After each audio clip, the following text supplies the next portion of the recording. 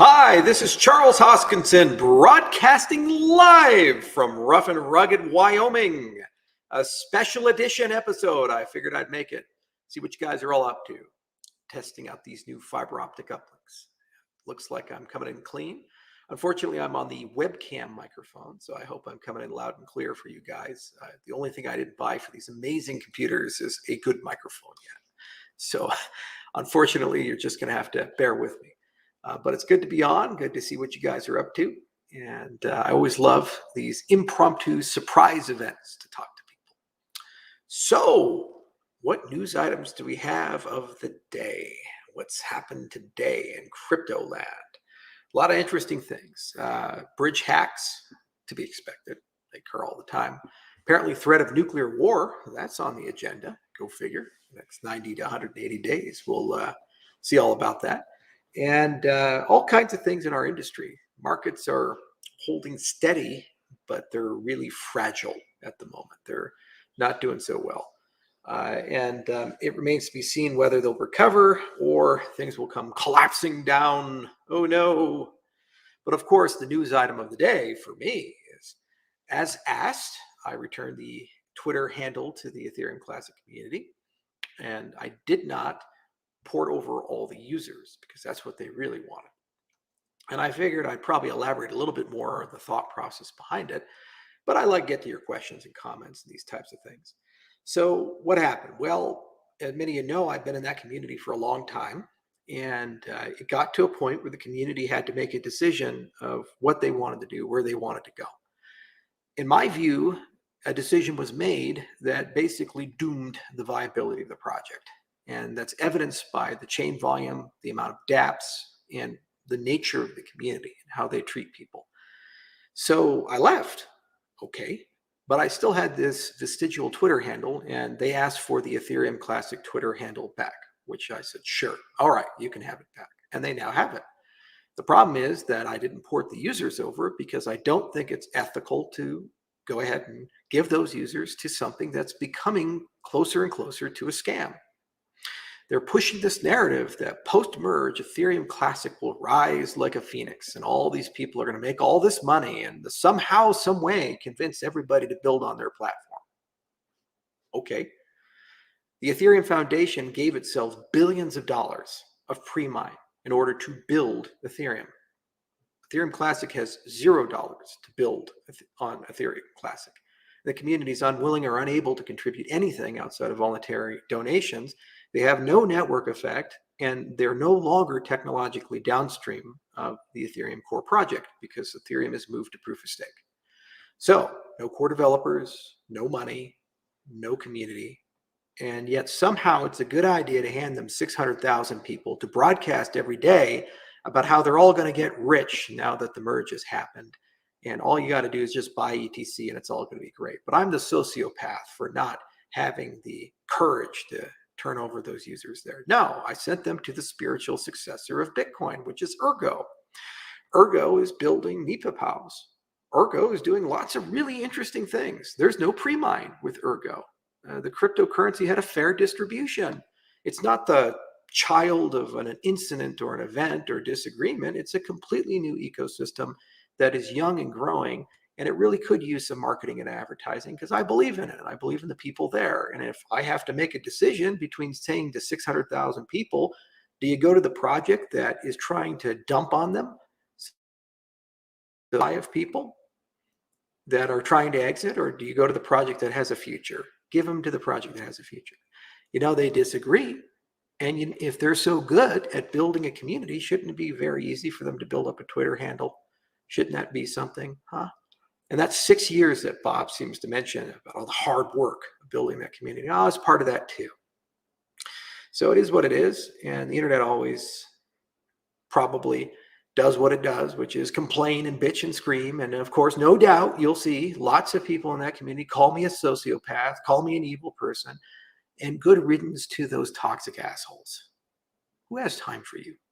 And that's the face you're putting on for the people who tried to help and tried to do things. It's who you are. And it's something you just offer to everybody there. Good luck. Have fun. I does not care anymore. Completely out of it. That was the last vestigial connection. And I'm very glad that it all worked out for everybody. They got their Twitter handle back. Ergo got a nice shot of marketing. Those 600,000 users, probably 580,000 of them are bots anyway, because I want to talk about that too. Now, many of you may have noticed a tweet that I had yesterday where I reported one of the Vitalik bot accounts. And it wasn't just any Vitalik bot account. It was a verified Vitalik bot account. So what happened was that someone hacked a verified account and changed the name and the face in the account to make it look like it was Vitalik Buterin. And then what they did is they used it to advertise a giveaway scam influenced by the merge. Now, I reported that account for impersonation. This is not a normal account. It's a verified account. So according to Twitter, as the blue check mark, the person in the picture, the name is that person. So according to Twitter, that account is Vitalik Buterin. Obviously, he's not, because the real Vitalik Buterin has millions of followers and it has a real account. So I report it, and then Twitter emails me back and says, we've decided this account doesn't violate our terms of service. I want to directly ask the people working at Twitter today, if you still have a job, since Elon Musk is taking over, and who the hell knows what's going to happen, but as long as you have it today under the existing regime, do you honestly feel, and the email's right there, I got it, I tweeted it, you can see it, do you honestly feel that a person who, with a verified account, who pretends to be another person and attempts to do that to deceive people and steal money from them is a fair use of your platform? This is not an automated thing. This is not an algorithm. A human being had to make a judgment call on a reported account, and your team made the decision somehow, some way, that that's okay. And yet there's no problems. Every tweet now I have, at least half of the replies are bots. So 600,000 person account, how many of those are real people? Let's think about it. Probably not a lot. So everybody's so angry about what? That a bunch of bots got moved from one side of the tub to the other at the end of the rainbow. Got to think it through. Anyway, it is what it is, and this is the world we live in, a world of robots, a world of automation. And it's really sad that people can't be honest anymore. It's really sad that people can't do their jobs anymore. That said, there is a solution to this. And actually, I made a video not too long ago, about a year ago, give or take, and I addressed it to Jack Dorsey. And it introduced this idea of verified tweets. And I'd like to revisit it because I do think it's very important. So right when the administrative panel got hacked through an insider hack, and Joe Biden's account got compromised, and Obama's account got compromised, and anyone who was verified, their accounts got compromised. I made a video where I said, well, there's a very obvious and easy solution to this, where you could upload a DID to your Twitter account, a decentralized identifier. And obviously, because the private key is in your possession, not Twitter's, then you'd be in a situation where you can sign every tweet. So instead of having a verified account, you have a verified tweet. Now, what's so great about that scheme is that even if Twitter has a hack, which is what happened with that situation, or somebody creates a bot and overtakes an account and changes the picture, they cannot sign verified tweets. Only you, the key holder, can do that. It's a very simple, easy thing to do. And the DIDs, anybody can get one and go through KYC like they do in an exchange like Coinbase to create a verified account. So you create an open democratic system for people to verify. There's tons of companies like Identity Mind and others that are more than capable of doing this. And it's a small fee for people to pay to go through it. And then suddenly you have two-factor authentication for access. You can use the DID for access control, and you have verified tweets. Easy solution, and Atala Prism actually supports this. Hyperledger Indy supports this. Products from Microsoft support this. There's plenty of people in the DIF Foundation, the Digital Identity Foundation, that have products that would support this. And, Twitter could choose any of them. And it's interesting that there was almost no uptake in response to that, despite the fact that it's such an easy thing to do, and it adds so much power to Twitter. Because once you have DIDs, you can also introduce a namespace for payments, and then you can tip people. You can monetize. You can do all kinds of things. Creators and content people that can do stuff that's so easy. And therein lies, I think, the problem with this type of social media infrastructure. I don't think they actually have any incentive to solve the problem of bots. I think it's quite the opposite, that financial incentives are actually aligned for them to have as many bots as possible to inflate their user numbers so they can make as much advertising money as possible. And advertisers are selling basically ads to robots as opposed to human beings, which is pretty sad. And it gets back to that theme of the age of dishonesty. The honest people are dishonest and the dishonest people are honest. It's the world we live in, and it's what's happening. And it's what the cryptocurrency space at its core should be every day involved in trying to solve in one way or the other.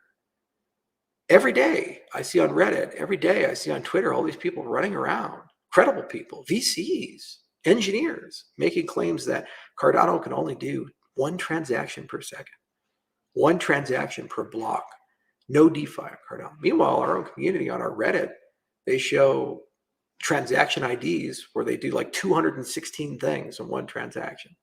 Hundreds of users involved in one transaction, like 0.7 ADA for the fee. Not even 1 ADA for 200 plus events. And that's one transaction. You can batch lots of them together. That's a much higher TPS rate. But yet we see it every day. Is it picked up? Do people talk about it? No. Why? Because they're not incentivized to talk about it. That's the key.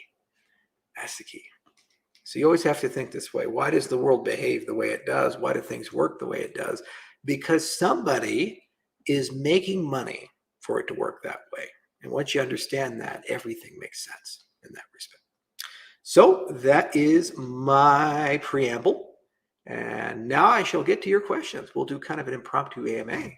So let's see what you guys want. Are you in the bunker? Well, yeah, nuclear war is about to start. So I'm actually up in Wyoming at my ranch. And it's rough and rugged Wyoming. Love it up here. Charles, what are your thoughts about what's happening on Solana, where people are finding ways to avoid royalties behind the NFT? What's going to happen? What are the ramifications? I don't know. Solana's problem. This is the thing. You have to really carefully think about how you design a system in order to be able to ensure it behaves as corrected. So that's called semantical correctness, the intent of the system.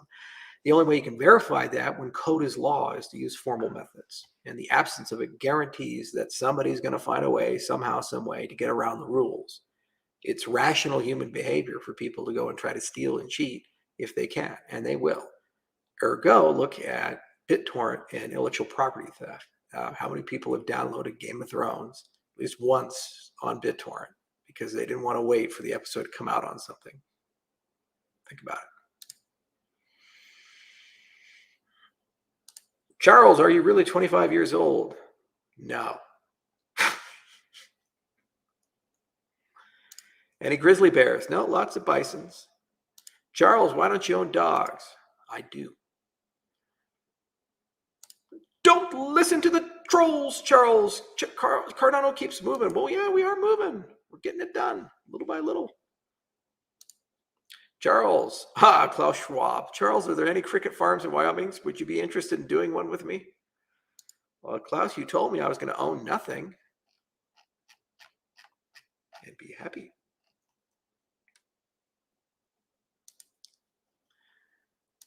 Charles, if the war escalates, how will it impact Cardano's value? Everything, every part of our economy, if a nuclear strike happens, will collapse, at least temporarily. We've already lost $9 trillion of stock market value. If a nuclear weapon goes off, I could expect the stock markets to fall 30 or 40%. That's just the nature of nuclear war. It's very infrequent. Charles, 100% faith in your project. Keep up the good work. Thank you, Alex. Love you too. Charles, do you truly think that we're on the precipice of nuclear war? Who do you think will be the first one to start it? So, Emma, let me explain my thinking behind this. It's something I spent some time looking into. So you have this problem with Russia where they invade and they make a terrible mistake in their invasion in that they assumed that the Ukrainian government would collapse within 2 weeks. So what they did is they undersupplied their armies. They fought a 4-front war. They came in assuming they'd reach limited resistance. The Ukrainian military would probably join them. Zelensky would flee the country, and they could then install a Vichy government. They met resistance so much that their troops got encircled, they ran out of supplies, and they stumbled catastrophically in the first front of the war. The second mistake they made is assuming that the Ukrainians would not be given countermeasures to all of their conventional weapons. They were. And the Ukrainians used these to not only resist the Russians, but create huge amounts of casualties for their troops and basically make it impossible for the Russians to properly operate.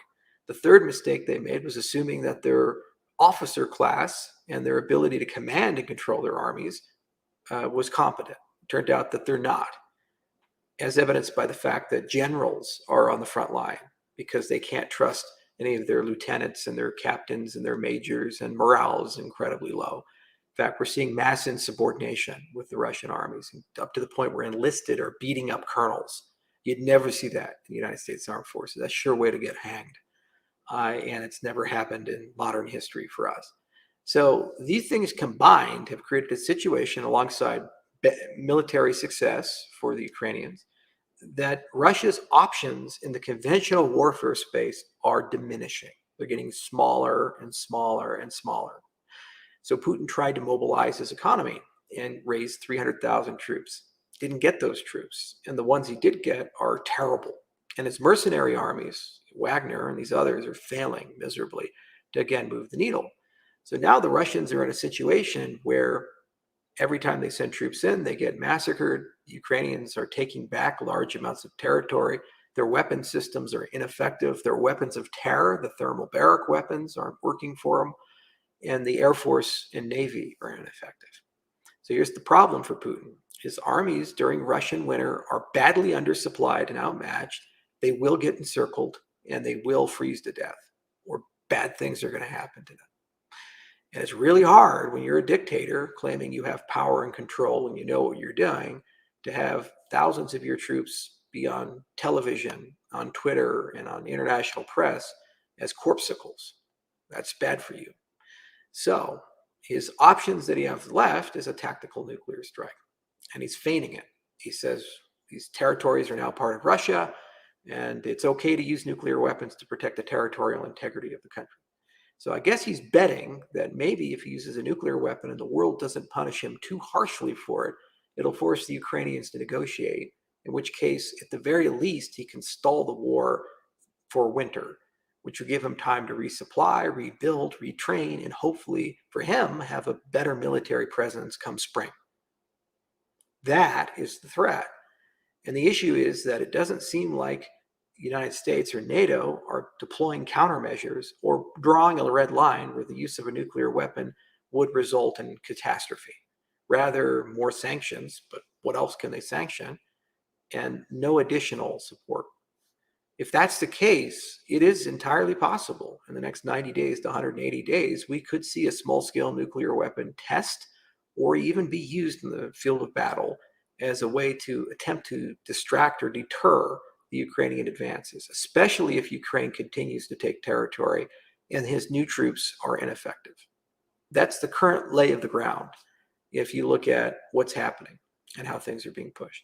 It doesn't help that there's a very aggressive push in the United States right now for regime change, which further isolates Russia to a certain extent.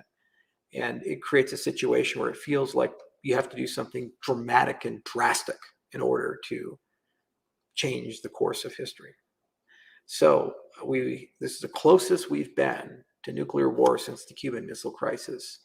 The first time in my life, my dad, I think, was 7 years old in his life when America was this close, the world was this close to an actual nuclear conflict. And my grandfather lived through it in 1945, and we didn't know at that time how powerful these weapons are, the consequences of them.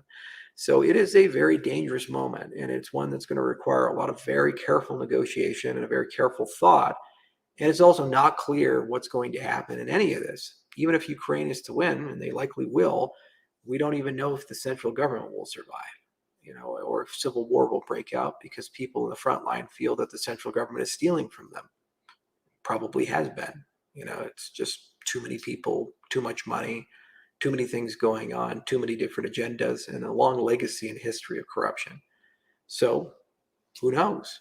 It's a very damaged and delicate situation. And it's one of those things that requires nuance.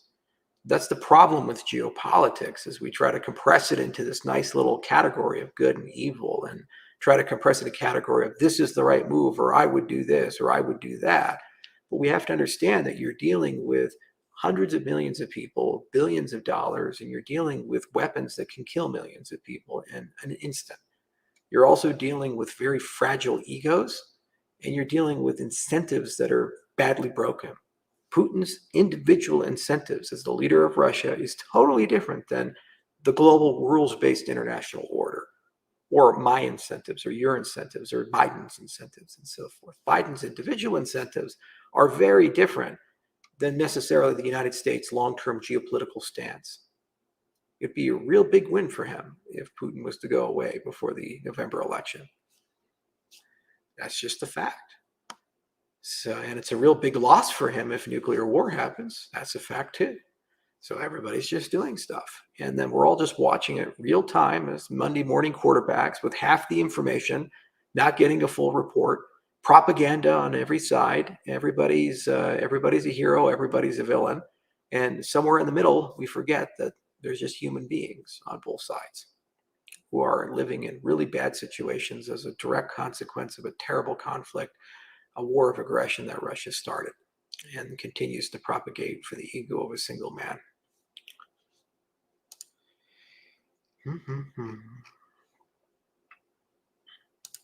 Charles, have your pens ever leaked in the top pocket from nuclear war to pens? Yes. That's why I bought Lamy pens. Charles, I need to see what's on the other side of those windows. Actually, those are fake windows because this is a fallout bunker. And so I had them put in to deceive all of you guys. I hear I'm a sociopath.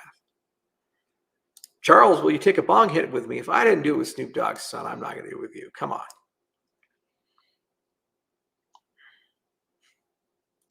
What do you think of Lauren Bobart? No comment.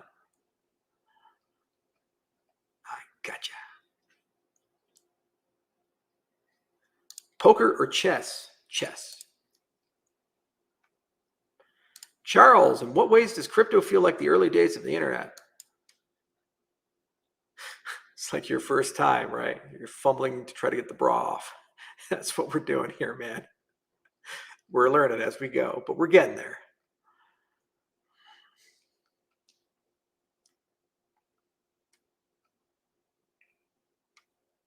Charles, how many coders are directly working on the Cardano project today?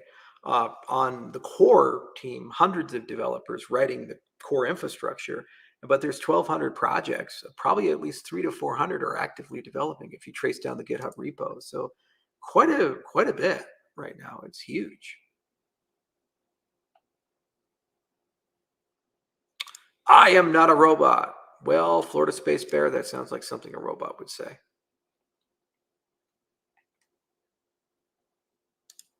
Charles, would you own slaves if you lived in the Roman Empire? No, statistically speaking, I probably would have been a slave. Is ADA ISO 222 compliant? We're working on it. What should I tell my friend who thinks Algorand is way better than Cardano? Well, Travis, ask him why, and let me know.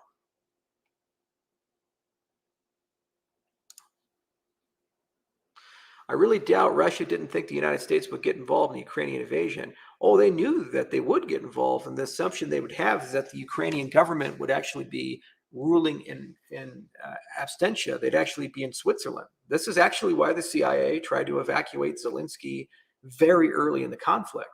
The conventional assumption was that the Ukrainian military would be ineffective and that the Zelensky's government would fall quickly and that the Russians would take large amounts of territory. But then the United States government would basically supply through rat lines a resistance movement similar to what they did in the 1980s with the Mujahideen in Afghanistan, where the Afghan government collapsed quickly, but the occupying Russian force would be gradually degraded over time. They didn't anticipate that the Ukrainian army would fight as hard as they did and that the Russian army would be as ineffective as it was. And they didn't anticipate that the central Ukrainian government would actually stay and lead and actually inspire people and build things. Remember, he didn't have a huge approval rating before the invasion, and never been a general or any of these things. He was a television actor. So it was a big surprise, I think, on both sides. And from Putin's perspective, he was thinking that he could take the government very quickly, install a Vichy government, and then withdraw into the border around the Black Sea, and then basically go all the way up to Moldova and take Transnistria. So control the complete port, landlock Vichy Ukraine, declare peace with Vichy Ukraine, and then just basically have control over all the Russian-speaking populations, basically securing his legacy and future, and effectively controlling Ukraine without having to control the bulk of the population, and making sure to landlock them so that they stay subservient. It failed. They fucked up bad, and it didn't work. But it was rational from the perspective of the information he got. The FSB told him that everybody's cocaine addicts and they're all incompetent, and the old Ukrainian generals long for the Soviet Union again. They told him what he wanted to hear, not the truth. And that's what happens to leaders who live in echo chambers, and they kill anybody who disagrees with them. You only hear good things, and you don't hear the truth.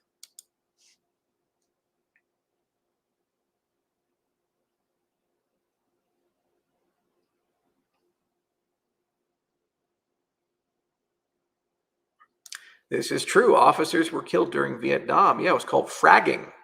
And you notice we had a conscript army back then. We used to draft. That's what happens. Charles watches a lot of CNN on that television. Oh, shut the fuck up, you propagandized piece of trash. Grow up and read a book. Learn about geopolitics. It's not hard.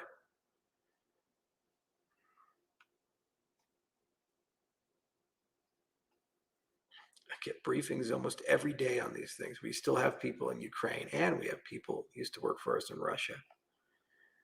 And the amount of information I get is ridiculous. But you know better, right? You're a keyboard warrior, geopolitics expert. How's 4chan working for you? Did QAnon call you today?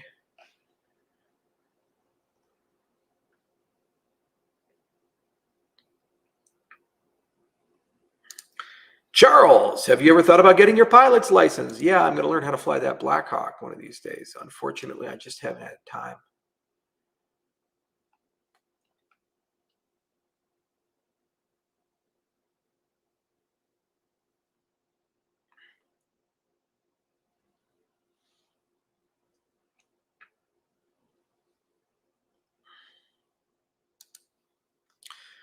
Well, this is not completely true, Hans. Why was a min-mix fee, especially set at 340, implemented originally? It's not part of Agalos's research paper, and we therefore have no reason to approach the theoretical results with it.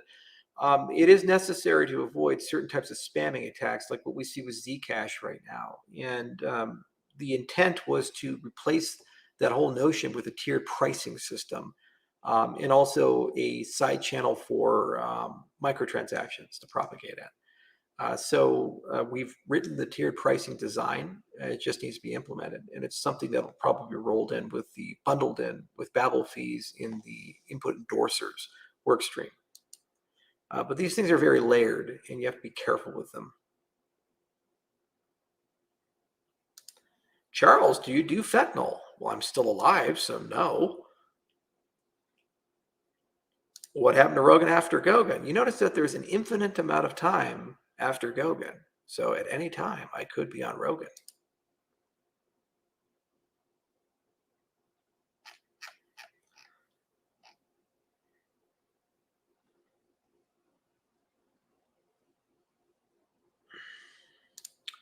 Did you get briefings on the coup in 2014? Actually, yeah, a lot of people called me before the Ides of June and told me that something was coming.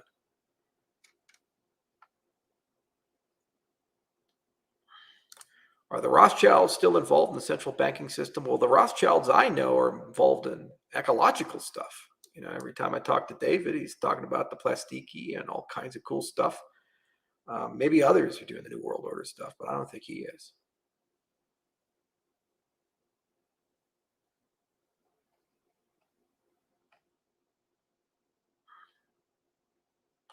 Charles is Q. Sure, why not?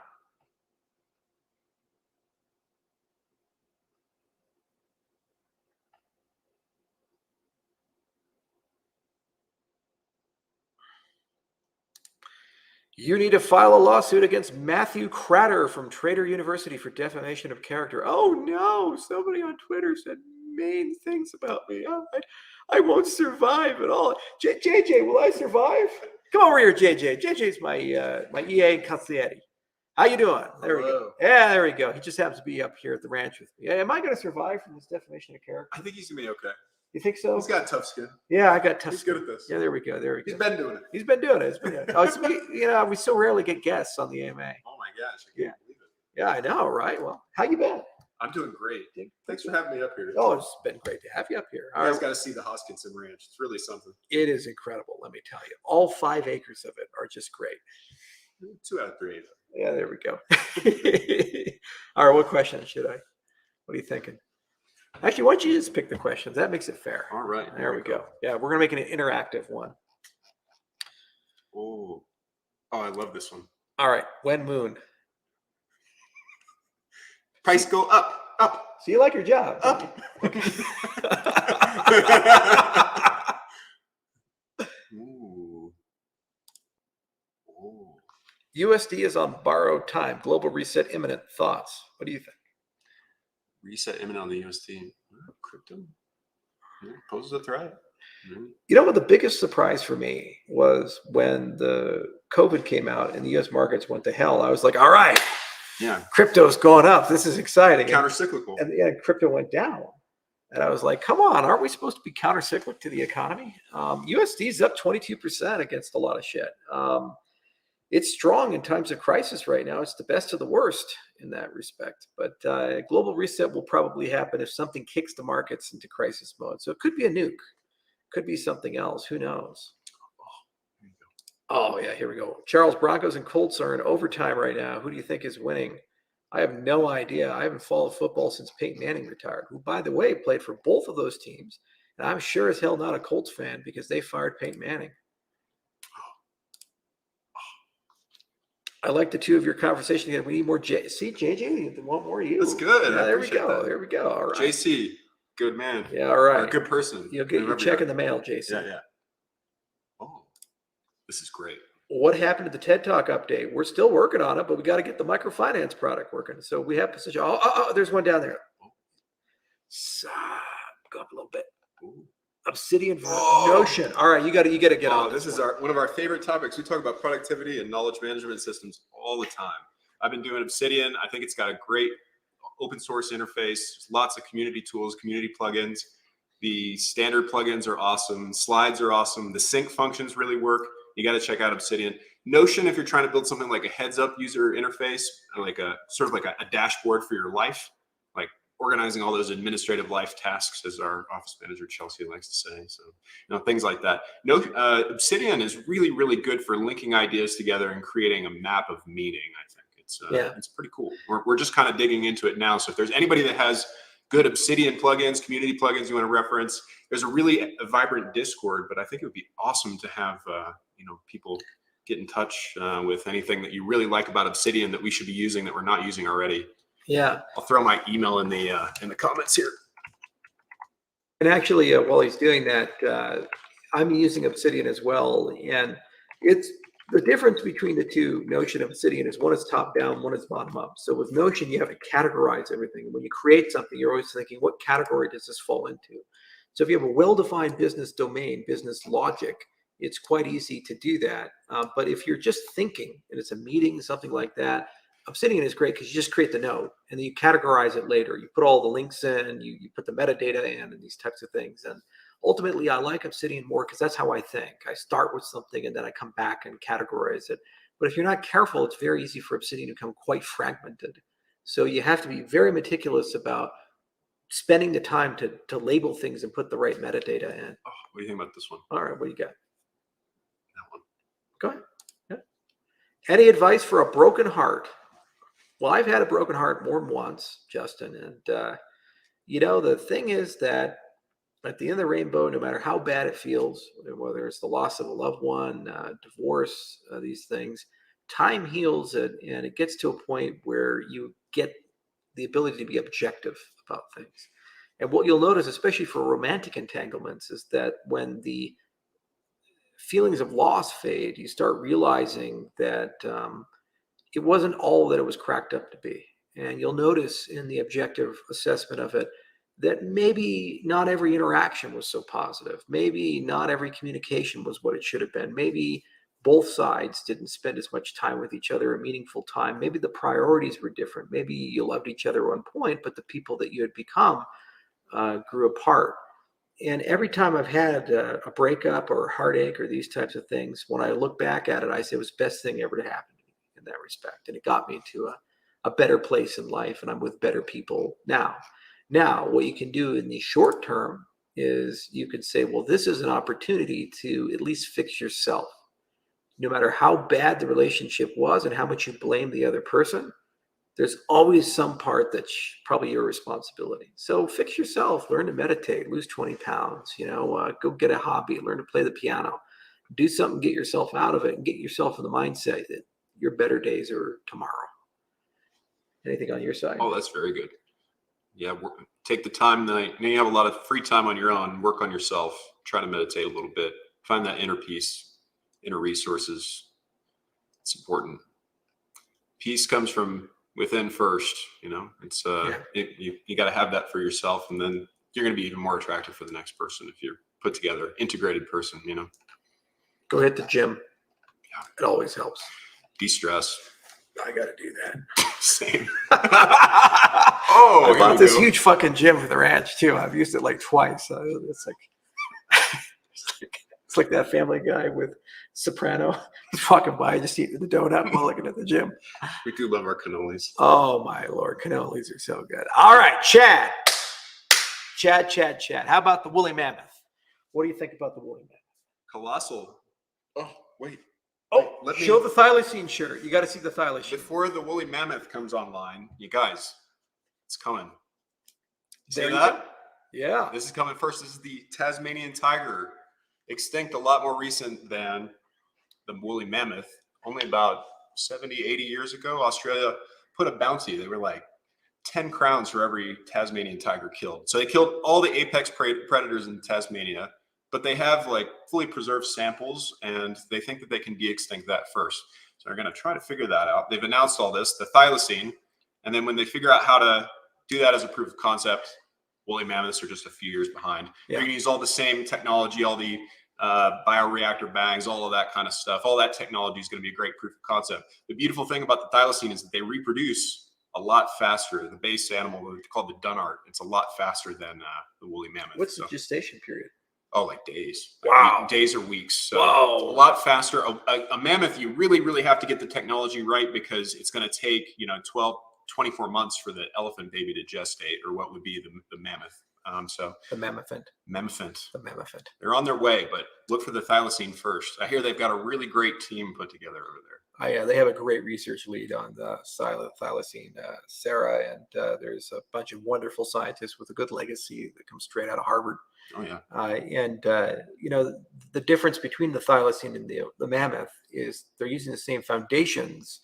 There's just different techniques and surrogate animals and so forth. But once you prove it with one, it gives you a high degree of confidence for the others. And the problem with mammoths, they have about a 22-month gestation period for elephants, and your IVF success rates are about 35%. So if you have 12, you probably make 4. And if you have to wait 2 years for that to happen, you need to do a lot of prep work to make sure that those are productive, because you don't want a situation where you don't get a good result. But the company is doing exceedingly well. It's one of the best companies I've ever invested in. I love the executive team. I think Ben Lamb is a visionary CEO, and he has a phenomenal science team, from Sarah to others who work with them, and they do great work. And every part of that company is very strong, and I really admire them. And it's just now getting into those implementation details. So we talk from time to time, and we just kind of see them chip away and come along. And it's always a lot of fun to watch the progress they make. Here you go. Hello from a fellow Wyomingite. Are you building a bar in Wheatland? Well, Adam, you've heard right. It's more than a bar. It's Nessie's. Oh, Nessie's is a grand place. It's a really, really grand place. This guy, he's the best guy. I told him I want a plesiosaur skeleton. And tell him about Miroslav. And Yeah, so we found a dinosaur bone dealer. I'm asked to do a couple of interesting tasks throughout the day. As you can imagine, working for Charles, it's always an adventure. But we did find some plesiosaur bones, and they will be hanging in Nessie's. It's going to be amazing. Yeah, we got a whole skeleton, and it's going to be hanging in Nessie's in the atrium, and nice water feature and everything. The largest whiskey bar in the entire state of Wyoming. You guys are going to love it. Oh. Hey, Charles, hi from Canada. Please say hello. Oh, well, we say hello, eh? Oh, it's your Jamie. It's me. You're Jamie, Jamie. pull that up. Fucking look that up. What we got? This is fun. I don't have to put any thought into it. Create any game. Ada, create any game? Drunken Dragons. Yeah, Drunken Dragons is one. Cardano Warriors is another. Cornucopia is coming. Cornucopia is a whole metaverse play. There's going to be some game. Obviously, we're doing Crypto Bison, so there's a lot of GameFi and metaverse play in Cardano. In fact, I'll be at CNFT Con this weekend. If you guys happen to be in Vegas, love to see you there. We can talk about games. That's rad. That is rad. GG. What do we got? Charles, you ever lick salt off of your peanut shells? Yeah. Oh, you want to talk to Elon? All right, Charles and Elon Musk interview needs to happen. Well, we did talk to Kimball, and we were supposed to. Whatever happened with that dinner? Yeah, so Kimball's Boulder base. Yeah. We still got to set it up. We were, it was in the peak of wedding season. We couldn't get a good caterer. No. That's actually what can't happen. But soon enough, TED Talk. If you had to put a TED Talk agenda together this year For 2022. Yeah. I think it would be the real FI stuff, and we'll have a lot to say in November about it. But I want to redo the TED Talk. 2023 would be perfect because that's almost 10 years from when I did the last TED Talk, and it'd be good to do a reflection of all the things we accomplished, where we've gone from we could do this to we did it. And I owe you guys that to show what we've been able to accomplish, and it's unfinished business for me. Video with Snoop.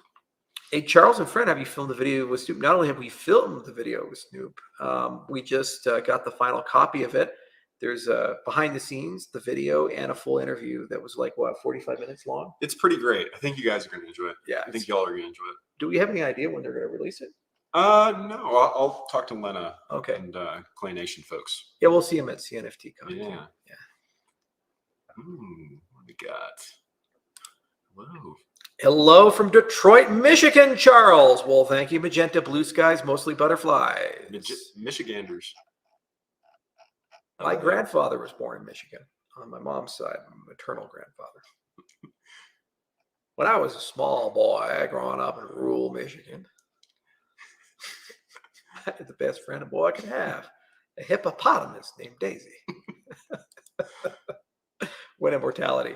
Well, we're working on it. The clinic is going to be open here in a little bit, and it's starting as a primary care center, a care center of excellence. It's been a labor of love, let me tell you.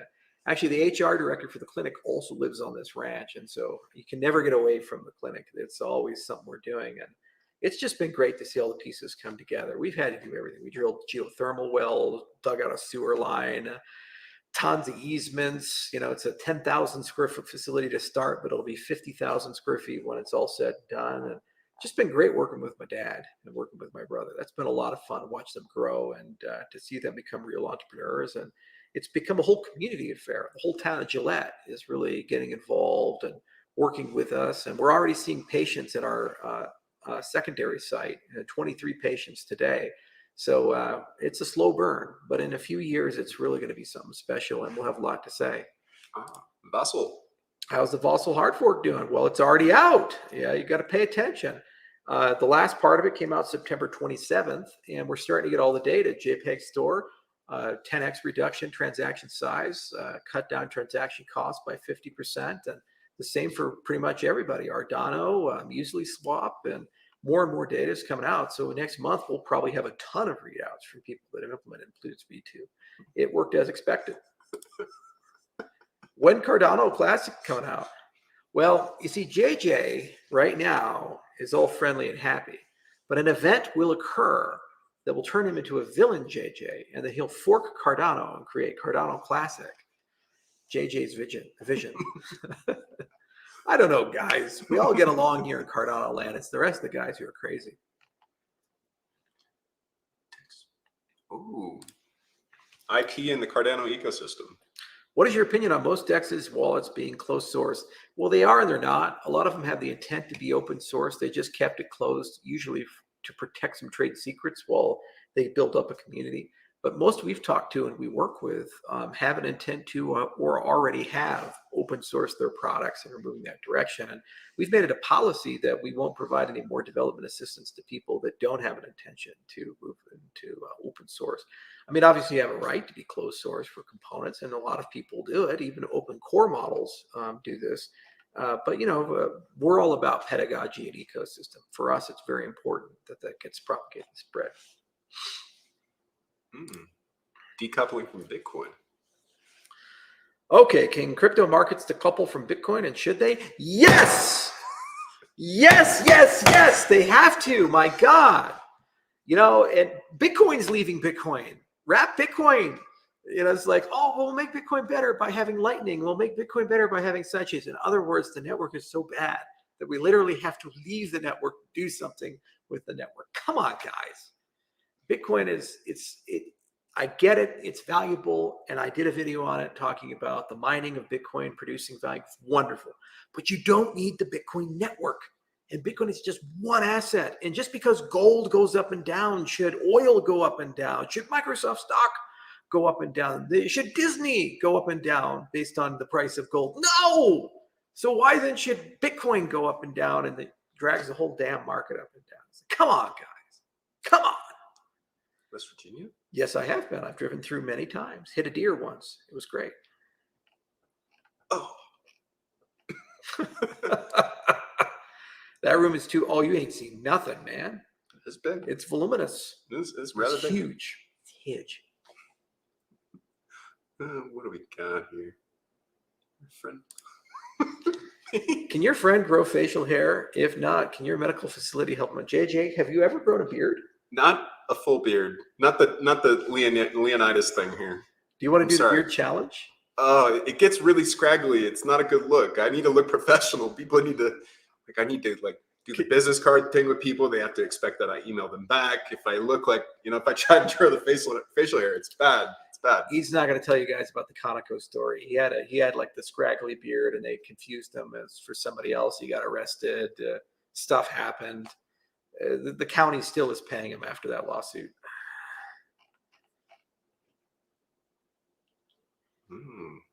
Ooh, Ergo. I heard recently that Ergo just gained 600,000 followers. Did you hear about that?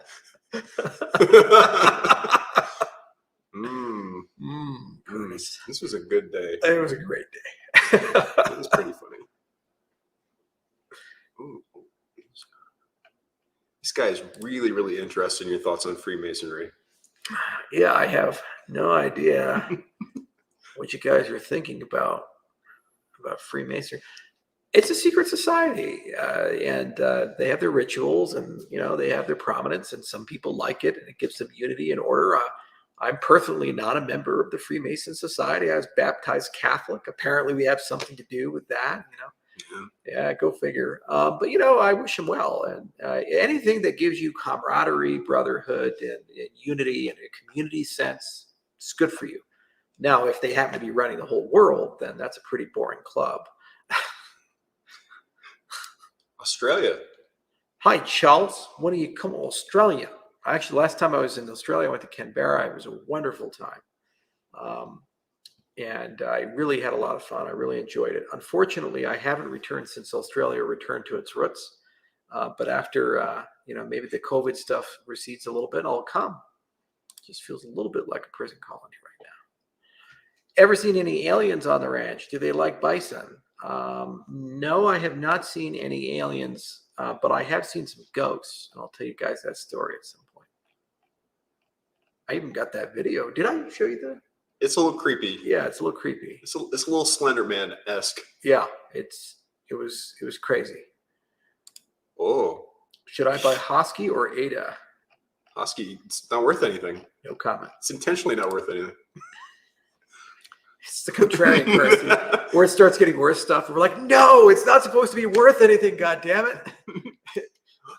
Screw you, man. Can Cardano be a weapon to surpass Metal Gear? Oh, man, I read that initially as Mel Gibson.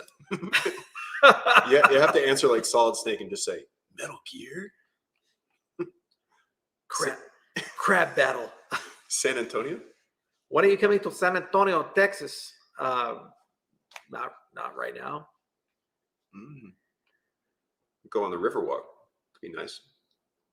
You ever been to San Antonio? You know, the Jayhawks won the national championship in San Antonio, and I regretted not going. It was very cool. I always wanted to go. Yeah, My friends had a great time. You were a Kansas kid. Yeah, Kansas. Go Jayhawks. Rock Chalk. I remember when Czech Mangione, or whatever his name was. Yeah. Chapula. What? Mangino. Mangino. Yeah. He'd eat the rack of ribs and then go fight the king. He was a beast. How's the giraffe doing? Yes, my giraffe is doing well. His name is Chips. We named him after that because he loves potato chips. It was a gift from the president of South Africa. He's a deadbeat dad. He has a boatload of giraffe children he never takes care of. But I do get pictures from time to time. And he's living at Fala Fala, which is the president's ranch. Thank you for remembering that I have a pet giraffe. How much time do we have? Can you talk about the Game of Thrones final season? Okay. Again, I told you guys I would do this at some point, but not right now. But I did tell JJ. So what did you think of it? Honest opinion of. It's big. It does exist. It's fully fledged. Yeah. How long did it take me to tell you? It took 35 minutes. 35 minutes. Yeah. It's intense. I was using a chalkboard and everything, and we were going over all the characters. There's a lot there. You have to do both season 7 and 8. You can't do just 8.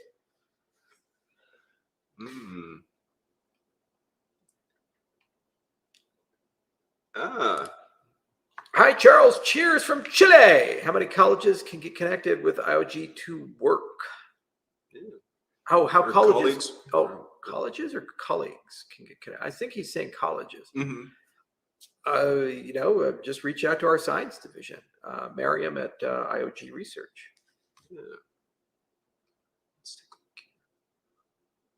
Something like NEPA Pouse using mithril. No, it's a different technology, but NEPA Pouse or NEPA Pouse. That's literally the technology you would use to replicate mithril in a proof of work setting. Mithril is the proof of stake equivalent. There's actually proofs of proof of stake, which is what Dionysius Zindros read, which is a different technology, but it accomplishes the same thing. So NEPA Pouse are NEPA Pouse. NEPA POS. Yeah, proof of stake is probably what you're looking for there. Yeah. Can you please buy Argentina and make ADA the official currency? Please, please, please. No. Is it for sale? I feel like this is a Greenland thing. Yeah. Well, Greenland was for sale at a time period. He just didn't make the right deal. Did you hear the Chris Pratt Mario voice? No.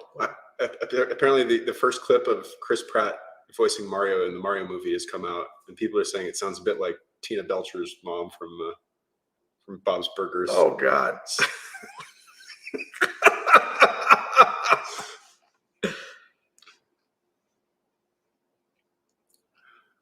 Mario. They're making a Mario movie? Indeed. With Chris Pratt? Indeed. Because the last one I watched had Bob Hoskins and that Latino guy. What's his name?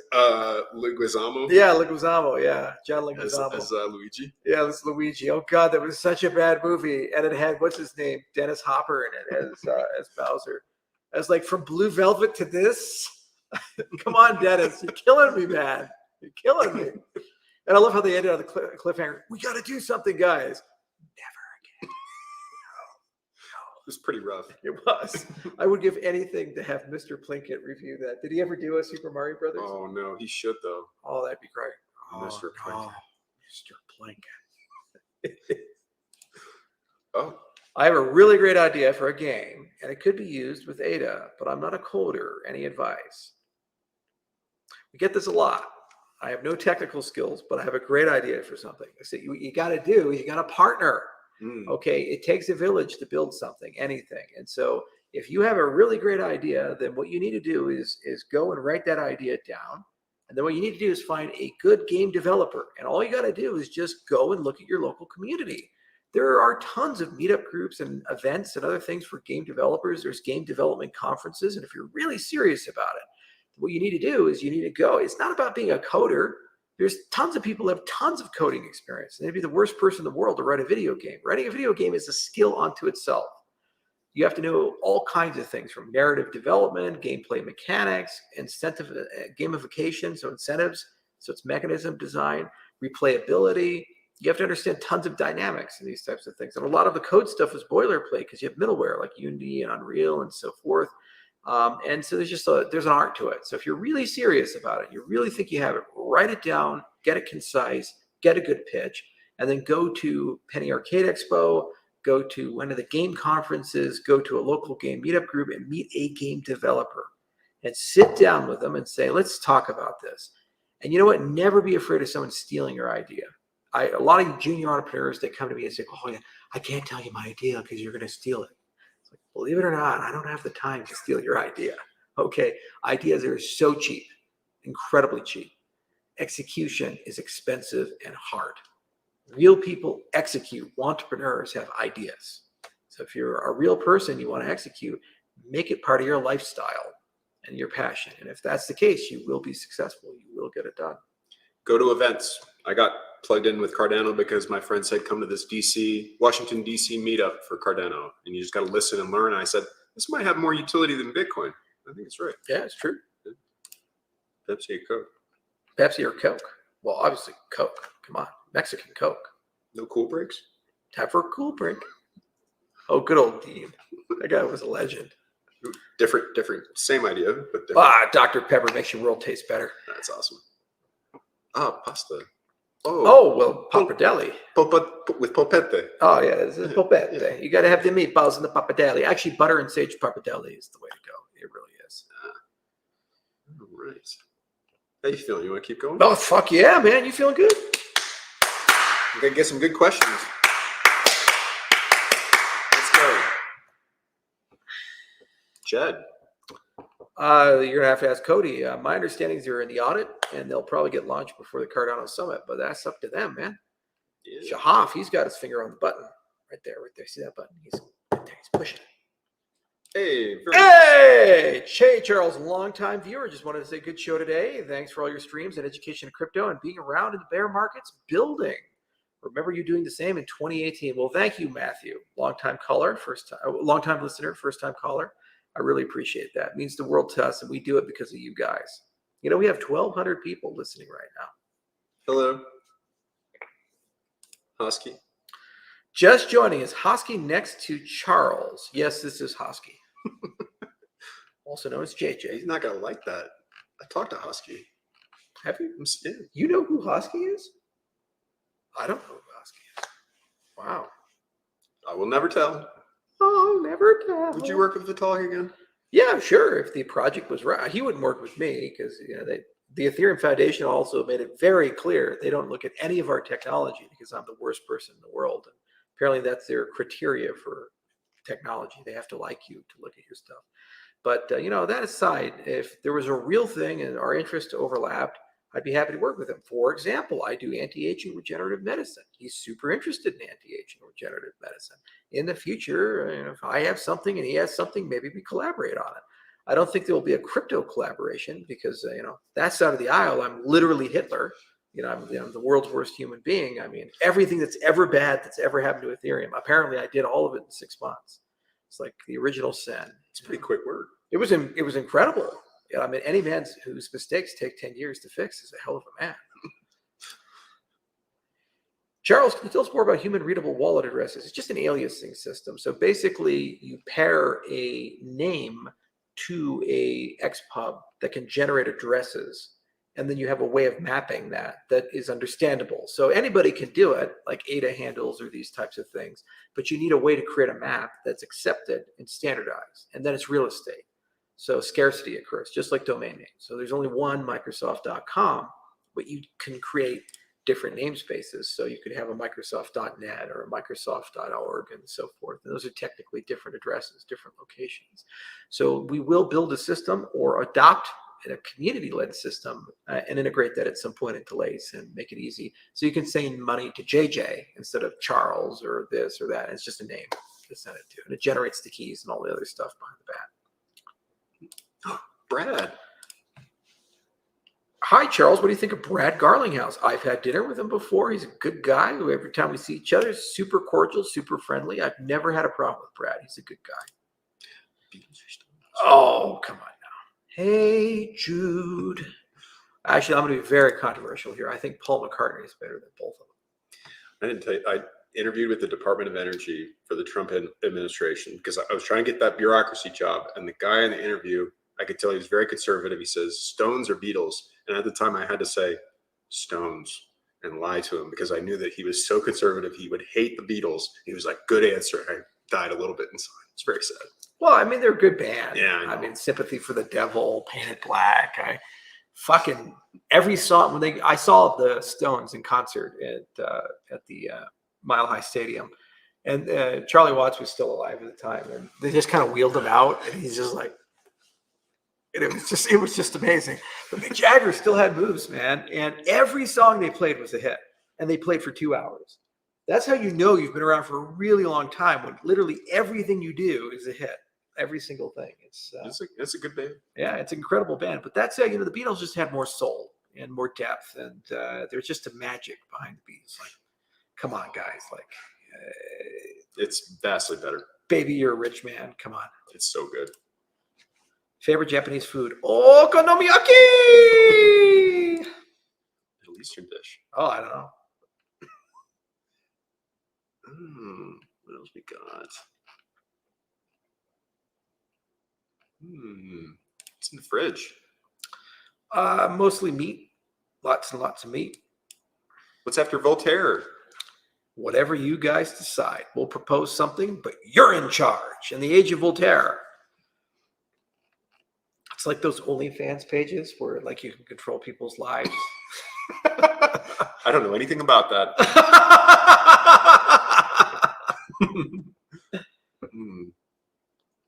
Oh, favorite destination abroad? Oh, Japan or Switzerland. Oh, okay, this one. Has JJ ever been cowboy drunk? Yes, regrettably. That's pretty bad. What's your favorite animal? Oh, I don't know. I have so many animals these days. I got mini horses. I got donkeys. They all have their charm. I like dogs. Dogs are fun, and they're very loyal and loving. But, I also like pronghorn antelope. It's just the day of the week. The octopus is pretty amazing. Oh, yeah. Who can complain about an octopus? Beautiful. Never heard a complaint about an octopus. Oh, Metallica or Megadeth? Well, we have a personal relationship with Metallica, so obviously we have to get Metallica.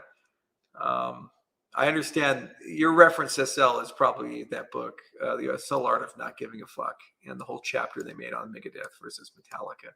That's where you got it from. Come on, admit to me. I know where you're coming from. That's a good pull. That's actually right. Yeah, exactly right. But Metallica is amazing. I saw them in concert recently, too. I was backstage at Bottle Rock. Michelangelo or Da Vinci? Da Vinci. Da Vinci. Although a certain somebody missed the Sistine Chapel. They shut it down for us and everything. Regret. San Diego was beautiful, though. So. You're fucking platypus. That's his favorite animal. Oh, the platypus. It's the best. Gotta love that platypus, man. I saw a good one. Let's keep going.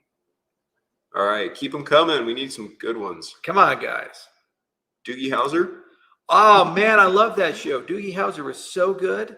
My brother, he looks so young. When he first became a doctor, everybody just first thought he was lying because he looks like he's 12 years old. And he's, I'm Dr. Hoskinson. They're like, no. And so his nickname in residency was Doogie Howser. Oh, did you ever watch Silicon Valley? I've seen some clips of it. Like, I want doors that open like this. Like this. It's good. Yeah, it was great. Good.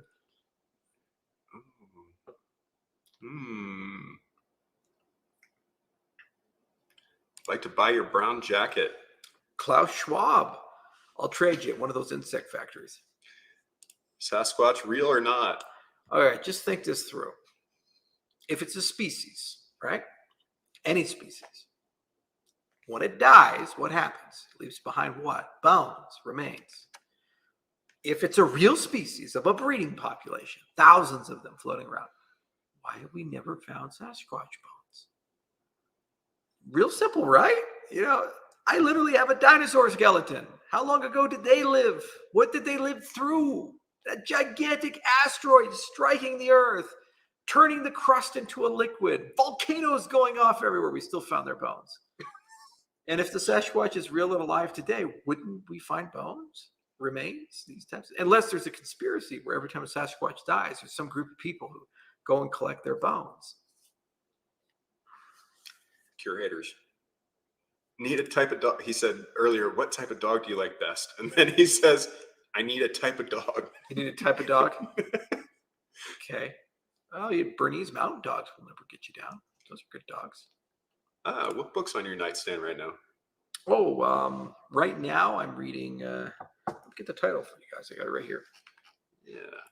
Remember, it's actually a biography from a Chinese mathematician who is a Turing Award winner. I just forgot the damn title of it. But it's a fascinating book. It's a little mathy, but I think you guys would like it. Just give me a moment here. While you're looking, do you think astral projection is real?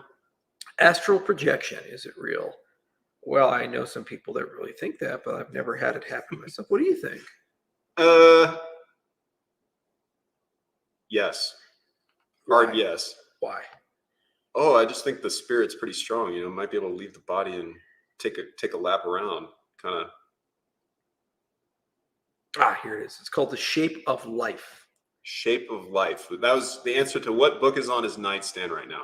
Yeah, and I don't have any books on the nightstand anymore. I just do all Kindle, so that's what it looks like. Oh, nice. Yeah, there we go. One Mathematician's Search for the Universe's Hidden Geometry by Xing Tong No. I'm going a little fast on these questions. Playing fucking fast and loose on the goddamn question. Can't get good help these days. Charles, do you know if input endorsers could be used in sidechains and rollups along with Cardano layer 1? These are orthogonal topics. Or input endorsers are an accelerant for the base layer. There's no need to involve them in the sidechains. You could certainly deploy a mere copy of Cardano and run a Cardano within Cardano and have it be a sidechain. But the thing is, the whole sidechain model is parameterizing a permission quorum that's high speed and has finality, and its root of trust comes from a different system. So Ouroboros plus a BFT protocol is enough forever, because recursively you can do as much of that as possible and have as many threads as possible, and the trust model is one and the same. The SPOs are the ones who get hammered with the requirements for that. So basically how it works is that you have your Ouroboros protocol at the base. You pick a subset of them, a sortition of them, and you put them into a BFT protocol for an epoch. They run that, and then it rotates to the next one. Then it rotates to the next one. You always have finality and predictability there, and provability there. But those BFT protocols are super fucking fast. They can literally run thousands of transactions per second. And actually, if they go to an optimal state, like Red Belly style stuff, they can run hundreds of thousands of TPS, potentially, because they're synchronized, they're trusted, and they're really fast. Okay? The downside is they require a root of trust, but you're getting that from Cardano. So does it make sense to do input endorsers on top of input endorsers? No, because you're replicating reconstruction of the root of trust, and you have to pay for that. It makes no sense. So it's just the main network, and that's enough. And you'll get thousands of TPS, and that's good enough for government work. Delivery or DiGiorno pizza? Delivery. DiGiorno's cardboard. It's fucking terrible. Do you eat DiGiorno? Was there a lonely period in your 20s when you're sitting in your underwear in the apartment and you're just putting the DiGiorno in, and then you just pretend it's delivery? I've eaten more frozen pizzas this year than you might expect. Just 1 a.m., nothing in the house because we've been on the road. Okay, my favorite thing in the whole world to do when I was super stressed in the beginnings of Cardano, because it was so stressful, I would open a beer and I'd order a pizza from Domino's, and I'd get those garlic knots that Oh, they have. yeah. Oh, they're so good, and they're filled with cheese and that shit. Get a pizza. I'd sit and turn on Bob Ross, and I'd literally eat an entire pizza and a box of garlic knots while drinking a beer and watching Bob Ross be like, "Pray large for you over here. Remember, there's no mistakes, only happy accidents. Beat the devil out of it." Oh, it was a shit. That was the best moment ever. I was living in a shitty apartment. Yeah, this guy gets This guy. this guy. I was living in a shitty apartment. I had no money at all. It was horrible, but I miss those days, man. I really do. They were magical. Favorite microwave food? Oh, popcorn, microwave popcorn, by far. Oh, actually, the first half of this, I'm super interested in this. Will Elon's Twitter purchase have an impact on the U.S. election? What do you think? It could if people are allowed to tweet and they don't get fact checked all the time and random stuff like that. I don't know. It's like I don't know. It's really interesting. And if they immediately lift these censorship type things, or they don't start putting disclaimers on basic news articles about facts, it might affect how people perceive actions taken. I saw a really funny tweet from Shapiro. He just said, the way you know DeSantis is doing a good job is because the media has not mentioned anything. So I mean, it's mostly negative stuff or fake stuff. So I don't know. Maybe a little bit more clarity quickly. People get in line. I don't know. Well, I think you always know where you're at based upon the criticism you get. And so if there's a certain group of people that you're winning against, they tend to get more vocal. So the fact that people have gone from Elon Musk as the hero of the world to he's the most evil man alive and he's this con man and charlatan. By the way, facts and circumstances haven't changed. He's always been Elon. Tells you that there's some people very scared right now on the left with the acquisition of Twitter. Apparently having a free speech medium is a threat to democracy. Go figure. So I think it's ultimately a good thing. It's going to create some diversity from the gargantuan echo chamber that's been assembled. But we will see. I don't know. We've tried very hard on numerous occasions to interact with Musk and see if we could find a way, because he seems to want to build a decentralized communication protocol to at least steer him in the right direction and say these are the kinds of people you need to hire and the kinds of things you need to do. And it remains to be seen. In terms of its impact on the U.S. election, this cycle, it's too late in the game to have one, but it could be tremendous in 2024. It's a slow burn like that.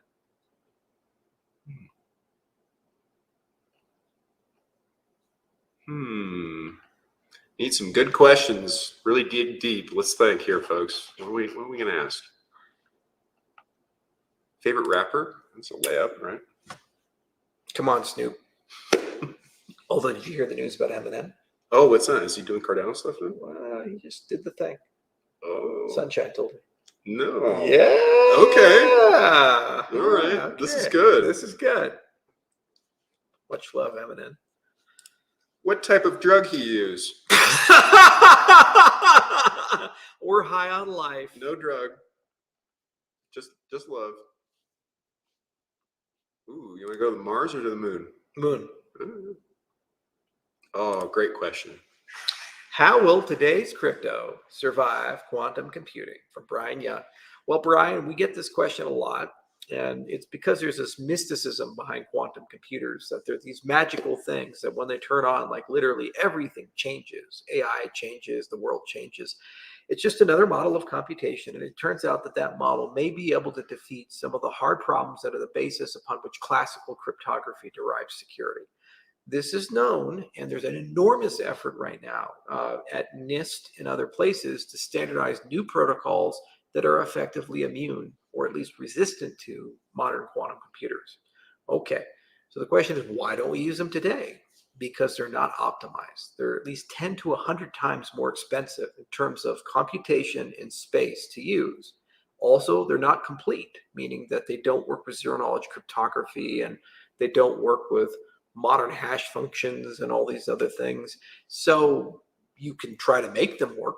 And there's certainly post-quantum versions of these things like Starks, for example, are using hash-based crypto, so they're post-quantum, and that's in the zero-knowledge space.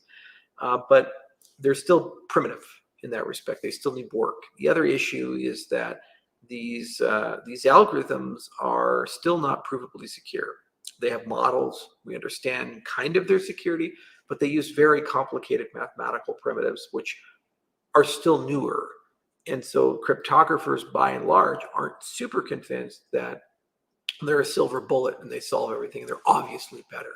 Like elliptic curve crypto to RSA, it's obviously better, but it still took 20 years for that to get its way in. There's a wonderful article written by my friend Neil Koblitz that actually says the serpentine path of elliptic curve cryptography, where he actually talks about how hard it was to convince people to adopt elliptic curves in cryptography, even though they're obviously better. The key sizes are 10 times smaller and you get a lot more security. And there's a lot of elegant things you can do in elliptic curve crypto, like HD wallets, for example, that you can't do in RSA.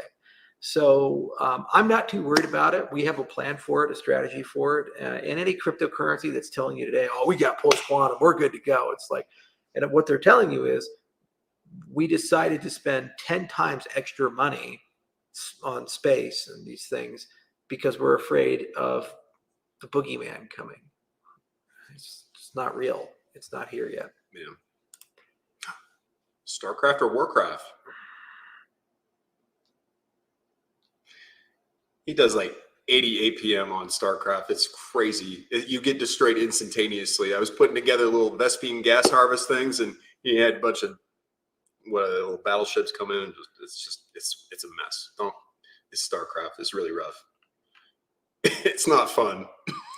He's good at managing a small economy. Imagine that.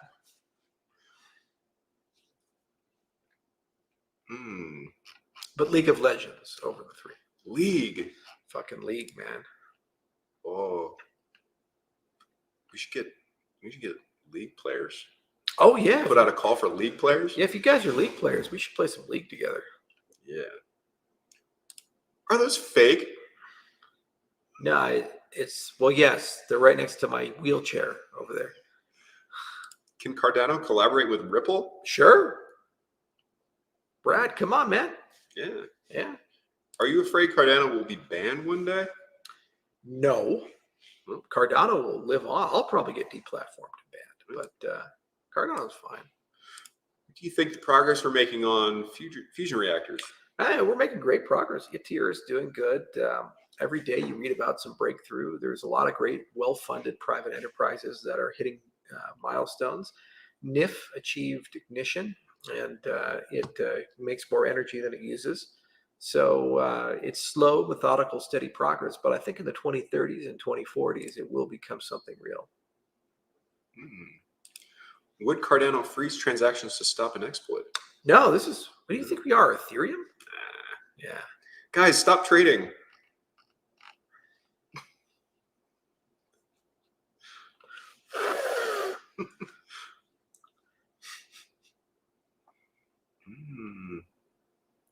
Favorite film in the Lord of the Rings trilogy? Oh my God, that's a hard question. Fellowship was incredible because it was new. It's exciting. It's something I'd never seen before as a kid. The Two Towers, Battle of Helm's Deep was just remarkable. It was wow. And then you see The Return of the King, and you're like, this movie's so good. It needs 19 endings. So it was great. Also, I was really surprised that they got Nancy Pelosi in that meeting. She played a great role with Gollum. It was magical. It really was. She was such a great actress. You believe in time travel? Uncredited Andy Serkis stand. Andy's gonna be like, my precious. No. No, there's nothing to believe in. It works. It's not the way you think. Just got to go forward, I think. So you're skipping the tits and ass question. You skipped a lot. I mean, you want to go for it? Well, it's obviously ass. That's where the action is. Man of taste. Yeah, exactly. Come on, Kimmy. You want to take this one? Here we go. Oh, can I answer this one? Sure. It's Evangelion. 100%. Every time. Best ever. Berserk's okay. What do you got against Berserk? It's fine. I just don't know it as well. Evangelion's vast, beautiful. Thank you, Silo Panda. Social media.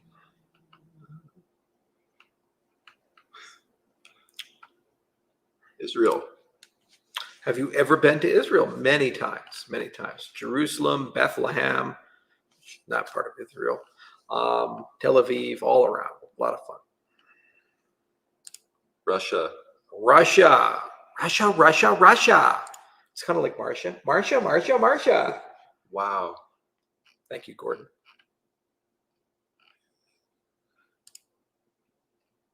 Thank you, Tony. Star Wars movie / character.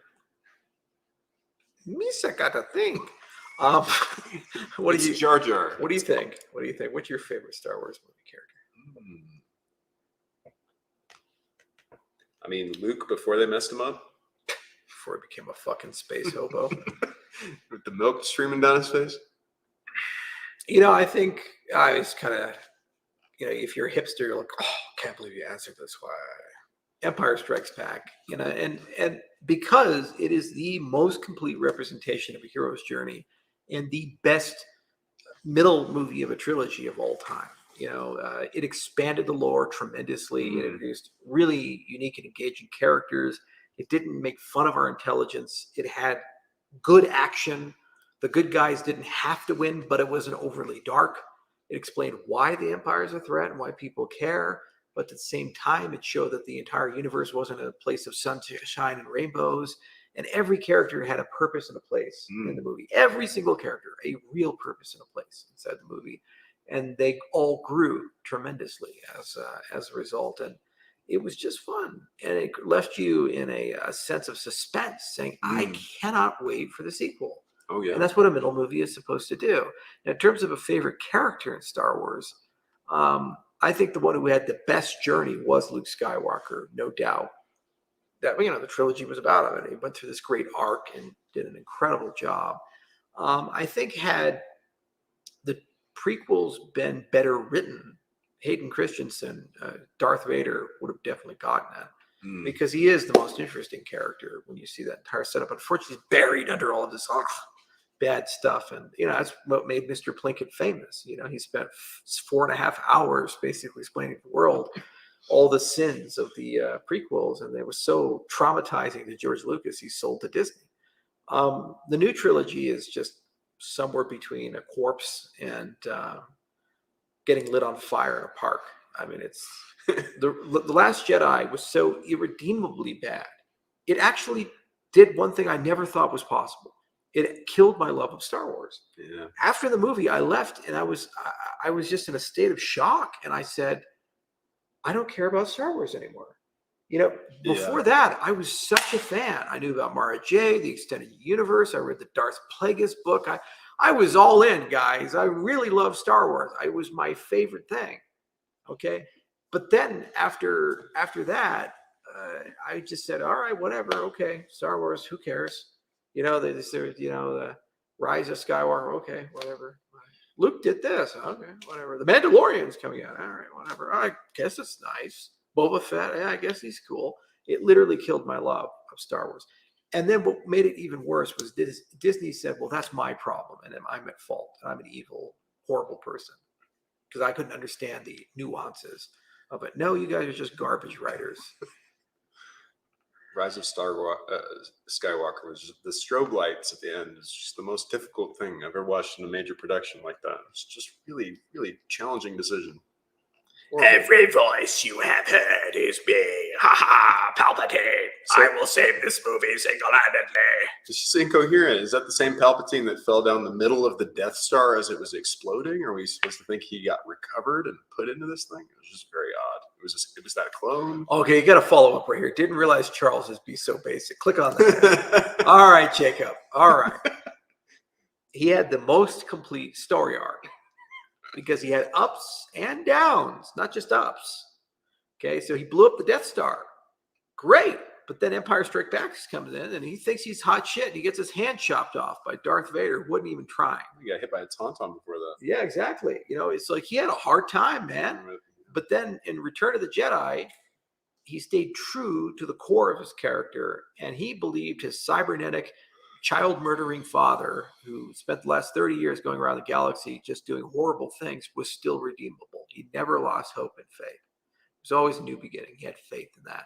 And it allowed him to actually overcome the Empire, the most powerful organization. So that's a great arc. And Mark Hamill, he did such a good job playing that character. He embodied that character, and he went from the hopeful child to getting really beaten up and molested by the universe. And then by the end of all of it, somehow growing, and you actually real time saw the growth of Mark Hamill. In fact, here's some trivia for you.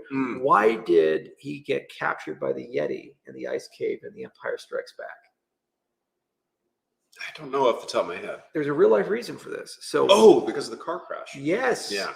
He had a car crash between A New Hope and The Empire Strikes Back, and he broke his nose. And so his nose looked different. And so what they did is they said, all right, we'll rig up a scene where he gets sliced in the face, and he has to go in the back to tank and heal. But of course, obviously, his facial structure will be a little different after getting messed up by the Yeti. Cool stuff in filmmaking. And that resulted in the creation of the back to tank, which is now an icon in Star Wars. So sometimes you have to get in a car accident in order to get Star Wars where it needs to be. There you go. There you go. Who's the rando? Who's the rando? Who's the rando? This is JJ. He's like the Jamie.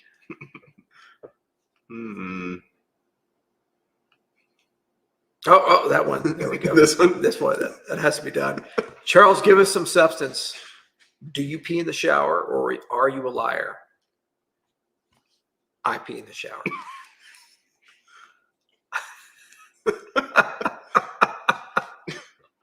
JJ, do you pee in the shower? I'm a liar. Ada in Asia? Yeah, there's plenty of Ada in Asia. Yeah. Just in Mongolia. Oh, Mongolia, Japan, Korea, Vietnam. There's a huge Ada community.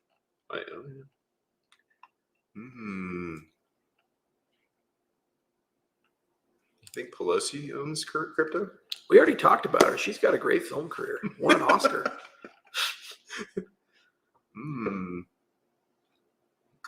Google that. Google what? Google that shit, JJ. Yeah, that's right.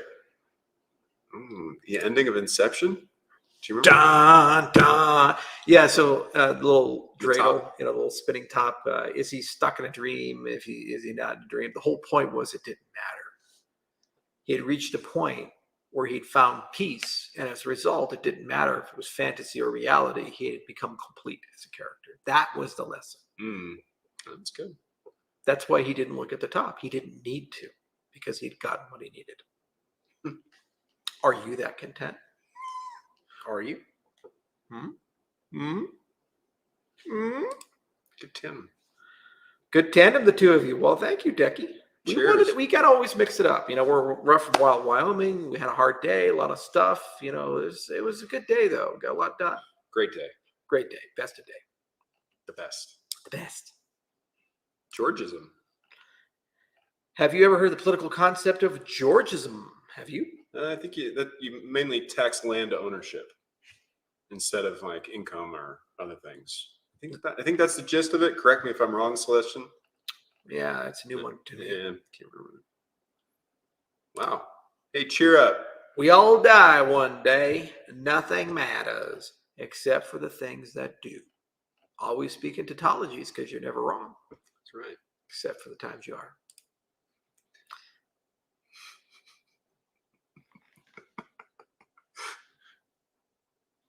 I'm doing great. Thank you. Bourbon or scotch? Fuck you, scotch.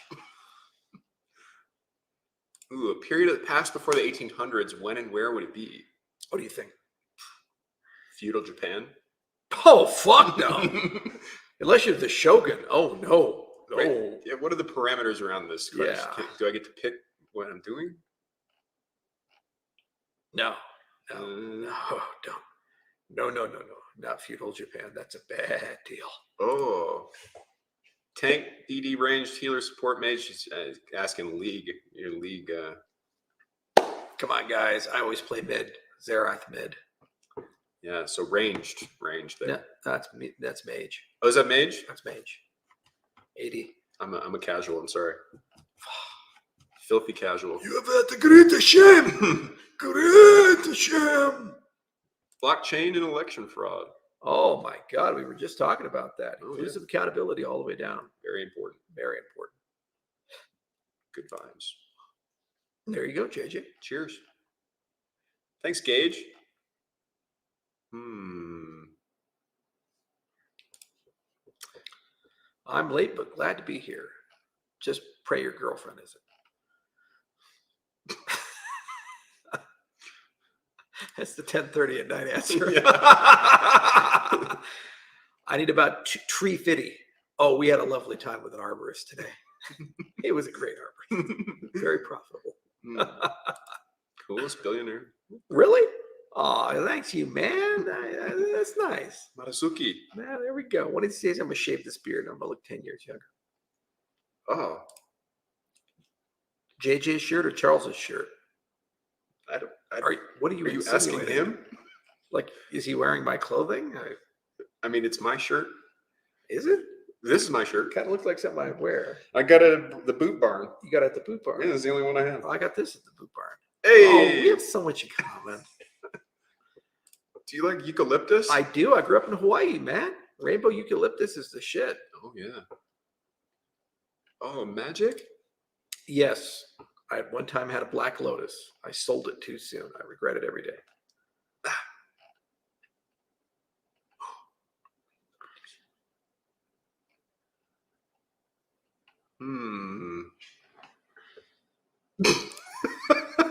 Zerath is such a I don't have time for games champ. It's a serious champ.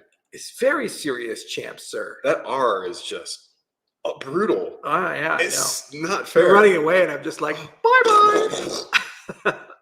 It's great. Although Cassidon, not Cassidon, but Karthus is such a bitch champion. You just map awareness, and you're like, oh look, you're low on your health bar. R. Bye. You know, I've got so many kills that way. One time I got a pentakill with Karthus just by having a team fight, and I was back at base buying an item, and I didn't participate at all. And they were going on Baron, and they're all low on the health bar, but they got Baron. And I clicked R, and all of them died. And I was like, yes, pentakill, yeah. Do you know this guy? Oh, let me see here. Is Patrick Accord the greatest mathematician ever lived? No. David It's Hilbert? It's fucking Gauss. You all know it's Gauss. He's master of us all, followed by Euler. Then we can debate the rest, but Gauss and Euler.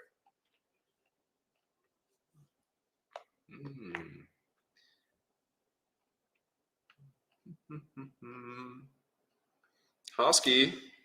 I can confirm that he is JJ. That is true.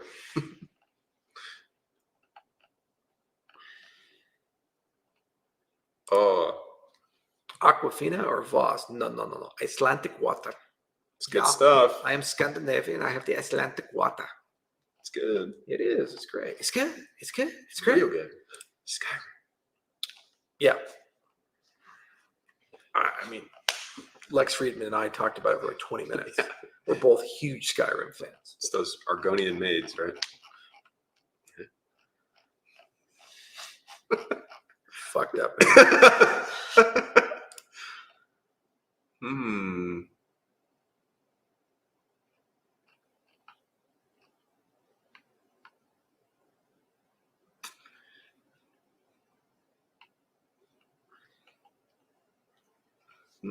What else we got? I don't know. What's up? I'm feeling pretty good. Who gets the air mattress?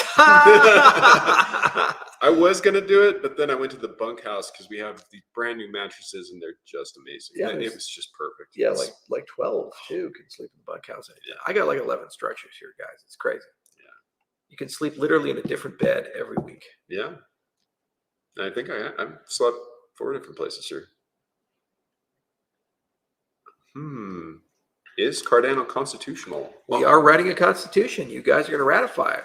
Great We're question. going to have a big convention. It's going to be huge. It's going to be great. Might even do it in Philly if we don't get stabbed. Constitution. Philadelphia. Oh my God, we should get what's his name, Christopher Walken to officiate. I have been selected to make this constitution. Then I'm going to have to hide it in my ass for 4 years. All right, I got time for one or two more. Yeah. Pick some good ones.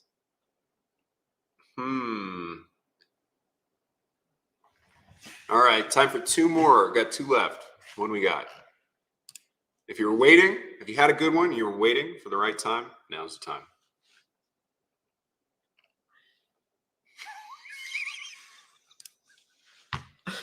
Are you against the dildo limit laws in some states in America?